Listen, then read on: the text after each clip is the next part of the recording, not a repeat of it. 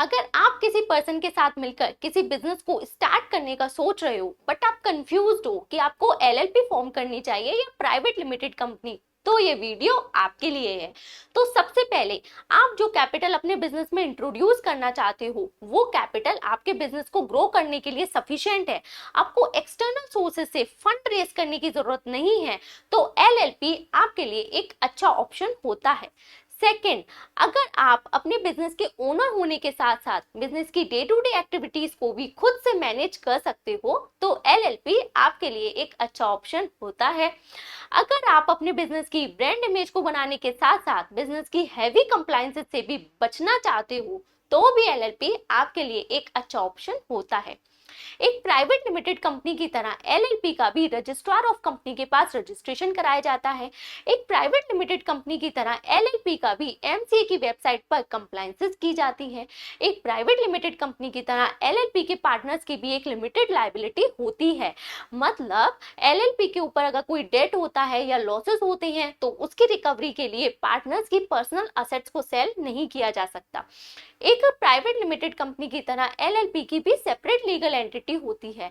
मतलब एलएलपी भी contract sign कर सकती है, प्रॉपर्टी को बाय या सेल कर सकती है, एलएलपी भी किसी को स्यू कर सकती है।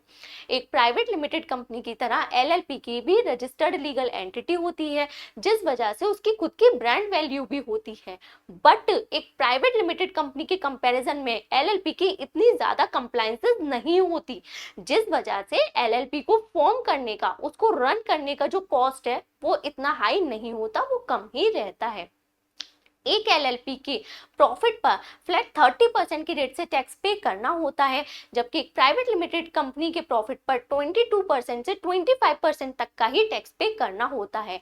बट एलएलपी का जो प्रॉफिट होता है, पार्टनर जब उसमें अपना शेयर रिसीव करते हैं तो वो शेयर्स उनके हैंड्स में फुली एग्जेम्प्ट होता है।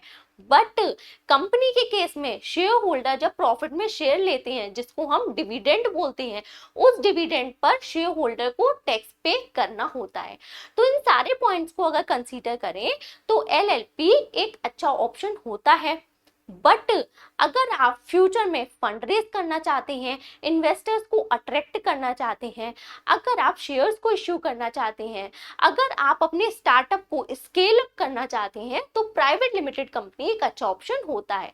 तो small to medium scale business के लिए एलएलपी अच्छा ऑप्शन होता है, बट ग्रोइंग और लार्ज बिजनेस के लिए प्राइवेट लिमिटेड कंपनी एक अच्छा ऑप्शन होता है।